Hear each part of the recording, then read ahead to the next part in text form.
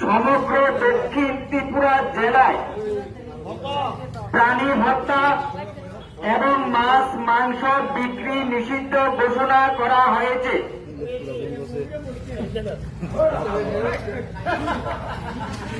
অতএব এই বুদ্ধ পূর্ণিমার দিন মাছ ও মাংসের দোকান বন্ধ থাকিবে।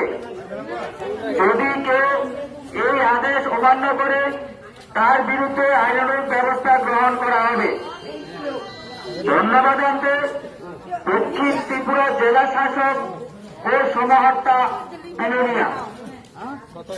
একটি বিশেষ ঘোষণা, দক্ষিণ ত্রিপুরা জেলা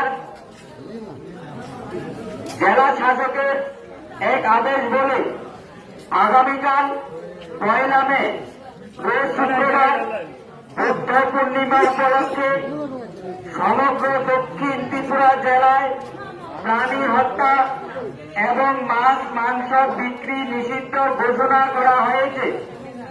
অতএব এই বুদ্ধ পূর্ণিমার দিন মাছ ও মাংসের দোকান বন্ধ থাকিবে। যদি কেউ এই আদেশ অমান্য করে তার বিরুদ্ধে আইনানুগ ব্যবস্থা নেওয়া হবে। ধন্যবাদ জানাতে দক্ষিণ ত্রিপুরা জেলা শাসক ও সমাহর্তা বিনোনিয়া। না ফ্রাইং মা বুদ্ধ জয়ন্তী মা হাংসার মুদংরা চক হরে